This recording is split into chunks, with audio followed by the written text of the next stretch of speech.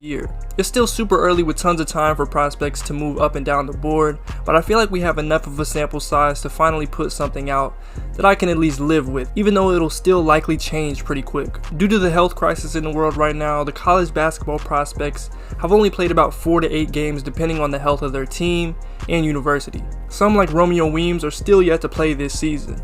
I've seen a decent amount of the international guys, but not enough to be completely sure of their games, so there will definitely be a lot of movement from them as we move along in the year. Let's go ahead and get it started. Here's a group of some of the players who did not make the top 45 at this time, but are definitely still in consideration. There are many players who aren't on here, but are still on my radar. I just didn't feel like putting 50 people on the screen, so. Some of the more notable players here are guys like Luka Garza, Matthew Hurt, and Josh Giddey, among others. Like I said before, it takes me longer to get the international guys full games, so their rankings usually reflect lower earlier in the year. As always, we'll get more detailed and cover everybody as we get closer to the top of this list, so no, I didn't forget them if I didn't talk in depth about them. I just didn't want to put out a 40-minute video, so forgive me on that. Sandro Mamukelashvili is one of the more interesting prospects in this class. He's a senior out of Seton Hall, and with the graduation of Myles Powell, he's really shined, making big time plays for others and moving in ways we rarely see from 6'11" guys. I'd probably guess he creeps into first round consideration by draft time.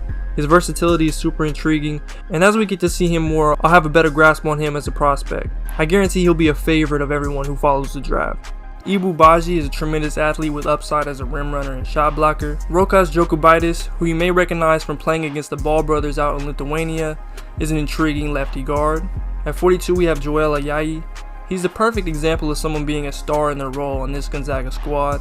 He's taken a back seat to Jalen Suggs and Andrew Nembhard in terms of ball handling responsibilities, but he's still shined in numerous ways. Davion Mitchell out of Baylor has impressed me a ton so far this year. He's made drastic improvements as a shooter, and a combination of him and Jared Butler make up what is easily one of the best backcourts in the country. I haven't heard a lot of buzz around him, but I think his ability to affect the game on both ends of the floor, especially defensively, make him a solid prospect, even as an older player who's smaller in stature. At 39 we have DJ Stewart. I mentioned Stewart as one of the main guys to watch in my previous video, and I'm still pretty confident in his abilities. However, I want to see if the game starts to slow down for him more, and if he can impact it consistently outside of getting buckets as an undersized 2-guard. Romeo Weems is another guy in sort of a placeholder spot like Sharife Cooper. I liked what I saw from him last year, but he's yet to play a game thus far. Hopefully he can get on the court soon so we can see what he looks like in an expanded role and what he's improved upon since last year. Delano Banton is another one of the few players I've been excited to watch. He's basically a 6'9" point guard, as he's definitely at his best with the ball in his hands. He has great vision and a nice all-around skill set. I wouldn't say this for everybody I have in this general range right now, but Banton has first-round potential. How he performs against the likes of Michigan, Michigan State, and Ohio State is going to tell a lot about him as a player coming up. If you want more information on him right now, I recommend you go check out a video from my guy at SubMeInCoach. A link will be in the description. Scotty Lewis comes in at 37. Aaron Henry is one of the best defenders in this class. He has great physical tools and can definitely impact the game without being a particularly good scorer. Bones Hyland is one of, if not the most entertaining player in college basketball this season. His ability to create shots and shoot it from distance is among the elite in this class. Although he's going to need to work on his body and overall decision making, he's elite on offense and has a true dog mentality. You might recognize him from this viral one-on-one video from a few years ago.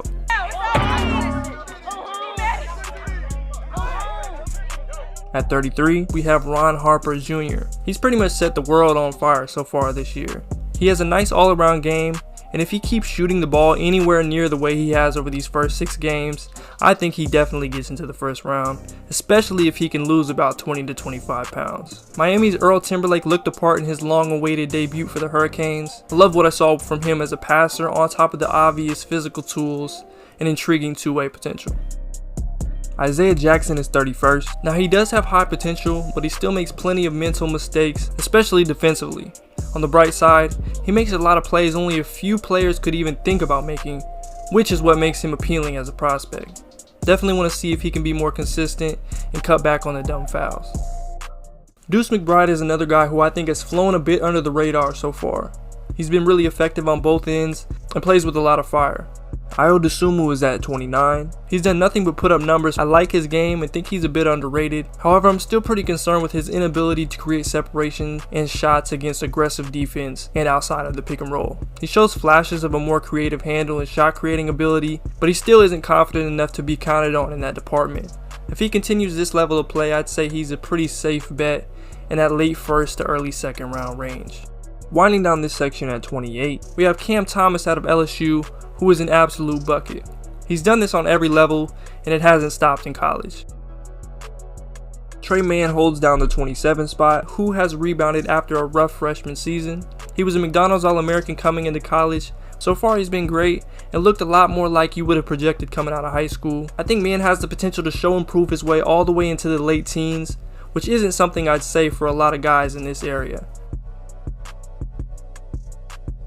This Baylor team has been good enough that Jared Butler has sort of just been coasting so far this season. He's made a clear concerted effort to showcase that he can make plays for his teammates, as that was a big question with him coming into the draft last year. Butler was a top 40 guy for me in 2020, and something drastic would have to happen for him to fall below this general area in this class.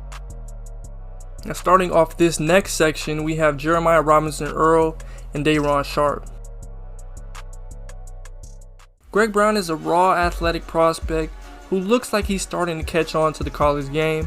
There's a lot he still needs to work on, but his athletic ability and potential to play both inside and on the perimeter on both ends of the floor is a major positive. If he can shoot the three at a higher clip and stop fouling so much, as he's averaging nearly 7 fouls a game per 40 minutes, he'll be in the mix for the top 20 for sure.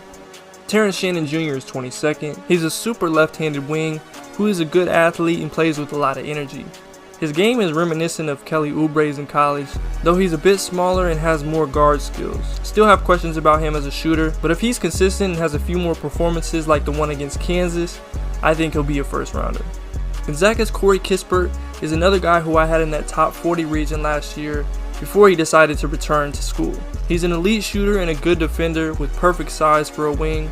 I'm confident he'll be somewhere in the 20s area during draft time, even as a senior.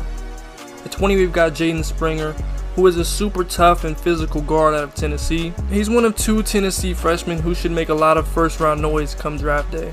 I'm interested to see how he looks against tougher competition and if Rick Barnes ever plays him more than 20 minutes a night. Terrence Clark, along with the rest of this Kentucky team, has struggled all season long. He hasn't been awful, and the bright moments let you know that that lottery type guy is still in there, but it's just been rough. Even in a limited role as a freshman, David Johnson was definitely on mine and a lot of other people's radar. He's looked better across the board this season and has the physical tools and versatility to be a top 20 guy.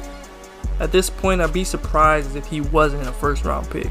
There are only a few players in college basketball that legitimately shock me on a consistent basis when they play, and Kai Jones is one of them. I think he's been a bit underutilized so far this year, but if he can consistently produce in this role like he has been, he'll make major first round noise. Now the last player in this section at number 16 is Marcus Bagley out of Arizona State. He's the brother of the Kings' Marvin Bagley, but Marcus wasn't this number 1 in his class type of prospect. I've been pleasantly surprised with his game at 6'8", and he can really shoot it in a variety of situations. He's got easy first round potential to me. Now we enter the top 15, starting with Josh Christopher. I was a bit skeptical of his game coming in, but he's pretty much delivered so far. Among other things, I really like the passion and fire that he plays with. He's a big time scoring 2 guard who I think is a better shooter than the percentages show so far this year. The defensive potential is there, and he's shown flashes of having more to offer as a playmaker. Overall, I like his game and think he'll be steadily in the mix as a late lottery to late teens guy. I badly need the G League Ignite full game footage to get a look at prospects like Deshaun Nix. I like what he brings to the table as a big playmaking guard, but if the outside shot and defensive tools don't improve, he might be a tough sell as a lottery pick, though I think he's a top 20 guy. The initial reports out of the Ignite scrimmages list those issues as still being quite evident, but I really want to get a detailed look from myself before I can definitively project him. Even after his first several games this season, I wasn't completely sure about him as a prospect, but that 40-point art exhibition against Creighton pretty much slammed the door on that. He has lottery potential as a rangy 2 guard, and in the worst case scenario, he still probably doesn't fall too far outside of the top 20. Ranked 12 is Zaire Williams, who has been solid even as he struggled from the field early in his career. He's a talented shot creator, and at his size, is going to really need to focus on finishing at the rim, and he sort of reminds me of a young Brandon Ingram in that way, as Ingram always faded, shied away from contact, and played below the rim early on in his career. It'll bode well for him if he can better use his length and body as he continues to grow as a player. Outside the top 10 is BJ Boston, who is another Kentucky Wildcat that has been a part of a really awful season. For him personally, he's looked decent overall with extremely high flashes. I'm interested to see how he and this team look throughout the season because Boston is talented enough to be a top 5 to 7 prospect. I told you in the last video I wanted to see Moses Moody prove it, and he has so far, albeit against subpar competition. He's that 3-and-D prospect every team wants and needs, and he's impressed me as an overall scorer more than I initially expected. He's locked in as a lottery guy at the moment. Usman Garuba is pretty easily the best international prospect in this class. He's a high impact forward or undersized center with loads of potential on both ends, but especially defensively. He's been a pro for years now and has done it at the highest levels with and against NBA level talent. When it's all said and done, he could easily find himself in the top 7 as he continues to add to his skill set offensively. Keon Johnson is probably this year's Patrick Williams. If he was on a different team, he'd be able to better showcase what he can do, especially offensively. He's a tremendous athlete, and the potential for him as a player is really high.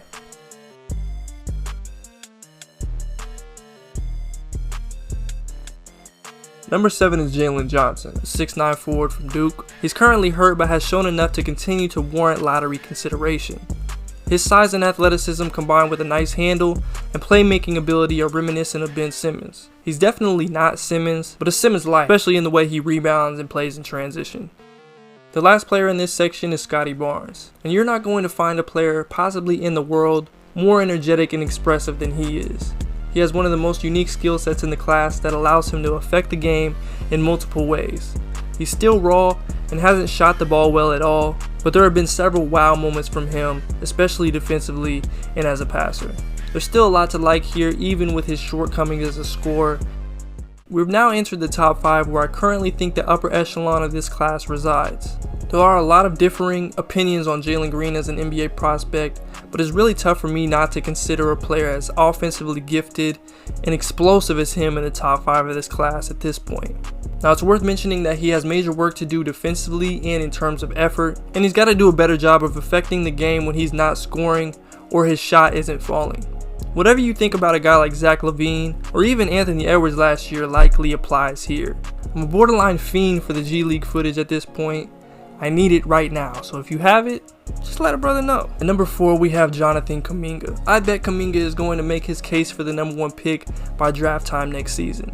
He's been physically ready for the league for a couple years now at 6'8", 220, and from what I've seen from him in scrimmages and open runs this summer to the few G League highlights, he's developing nicely. I can't wait to hopefully see more of him in the future. Evan Mobley is the best big prospect in this class. His length, fluidity, and overall skill set on both ends is really impressive. He's got about as much potential as anybody in this class, and I think once he gets into the league, his development is going to be fast-tracked, especially physically. He's a surefire top 5 pick to me. There hasn't been a player in college basketball this season that has put together as complete of games as Jalen Suggs. His combination of athleticism matched with a high IQ and a surprising level of confidence as a shot creator has placed him in the upper echelon of prospects in this class. He does have the luxury of playing with this Gonzaga squad full of future pros, but I think he's substantially the best traditional point guard prospect in the class at the moment. And finally, at number 1, we have Cade Cunningham, who I believe to still be the number 1 guy. This Oklahoma State team is better than people are ever going to give them credit for, but for his game, the spacing and personnel can get quite clunky. Cade's ability on both ends has shined through, and I like how assertive he's been at times, even when it results in a turnover or a bad shot. There's still so much he can easily add to his game offensively, and at 6'8", 220, that makes him the number 1 prospect. That's going to do it for this video. I want to make it clear that these rankings are as fluid as they could possibly be, and it's extremely early, so just keep that in mind. Shout out to all of you who took the time to watch this video, and hopefully I put you on to a few players, entertained you, or at least helped you out in some form or fashion. Make sure to leave a comment down below of some of your favorite prospects in this class, and definitely like and subscribe if you enjoyed.